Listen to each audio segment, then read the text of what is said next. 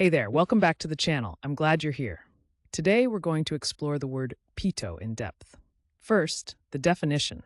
Pito means a whistle or a type of beer in Spanish. Think of it simply as a small sound maker or a refreshing drink. It can refer to a sound made by blowing air or a local beverage depending on context. Now let's talk about where this word comes from. Origin stories can be fascinating.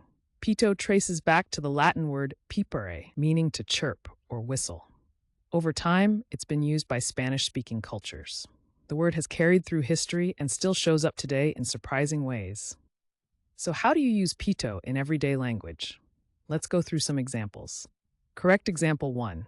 She bought a cold pito from the street vendor on a hot day. Correct example 2. He blew his pito loudly to get everyone's attention. And just for fun, here's a playful wrong example. I tried to pito the door open, but it didn't go well. See how context makes a big difference? Using pito correctly helps your meaning come across clearly, while using it wrong can sound confusing or just funny. Quick recap. Pito means a whistle or a type of beer. It comes from the Latin pipare, and you can use it in sentences like the ones we shared. Now, I'd love to hear from you. Try writing your own sentence with pito down in the comments. Get creative. And if you found this helpful, make sure to hit that subscribe button and join us for more word deep dives every day.